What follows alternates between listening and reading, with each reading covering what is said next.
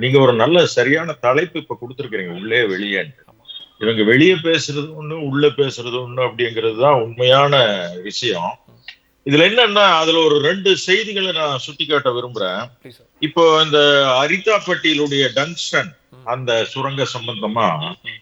இவங்க உண்மையிலே நடந்துகிட்ட விதம் ஒண்ணு. ஓகே. ஆக்சுவலா இவங்க தான் அதுக்கு காரணம். ம். ஆனா, இங்க இருக்கிற அரசு மீது இவங்க ஒரு தவறான குற்றச்சாட்டை செய்தார்கள். இந்த அரசு ஒரு சரியான நிலைப்பாடை எடுத்து ம். ஒரு கடுமையாக எதிர்த்த காரணத்தினால் இவங்க வண்டவாளம்லாம் இப்ப தண்டவாளத்துல ஏறிடுச்சுங்க. அதனால ம். இவங்க உண்மை நிறம் வேறு. ஓகே. ஆனா இவங்க வெளிப்படுத்துற நிறங்கள் வேறு. இன்னொரு விஷயத்த நான் தெளிவா சொல்ல விரும்புறேங்க. ம். இது கடந்த காலத்துல நடந்தது. சரி சார்.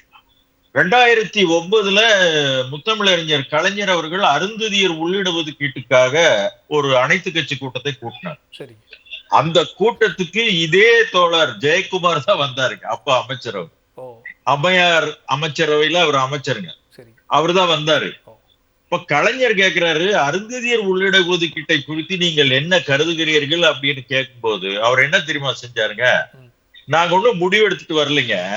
நான் போய் அம்மா கிட்ட கேட்டுட்டு வர்றேன்னு சொல்லிட்டு சரி. வெளியே போயிட்டாரு. கலைஞர் சிரிச்சிட்டாரு. ஓ! எங்க ஒரு அஜெண்டா குடுத்து ஓ! அஜெண்டாவே அதுக்கு பதில் சொல்றதுக்கு தயாராக வராம ஓகே. நான் அம்மா கிட்ட கேட்டு வரேன்னு சொல்லிட்டு வெளியே போயிட்டாரு.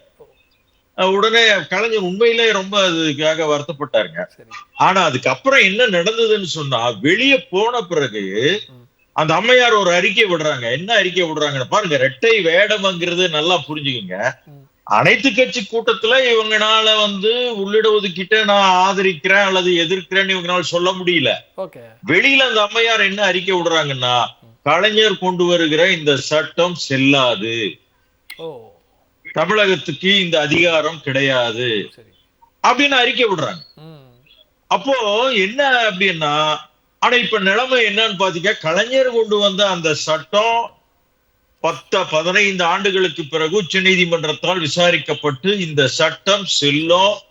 தமிழகத்துக்கு இந்த அதிகாரம் இருக்கிறது. ம். இத்தனையும் சொல்லி முடிச்சுட்டாங்க. இப்ப நான் கேட்கிற கேள்வி என்னன்னா, ம். இன்றைக்கு வரைக்கும் அதிமுகவினுடைய நிலைப்பாடு எதை குறித்து?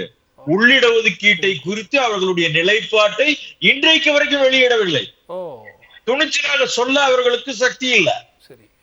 ஆனா இந்த மக்களுடைய வாக்குகள் மட்டும் வேண்டும் என்று நினைக்கிறார்கள். ம்.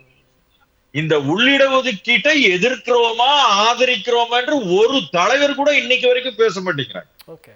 ஆக இவர்களுடைய நிலைப்பாடு என்பது உள்ளே ஒன்று வெளியே ஒன்று இப்படி பேசி பேசி ஓகே. மக்களை திசை திருப்புகிற வேலைகளை மட்டும் இவர்கள் செய்து கொண்டிருப்பார்கள்.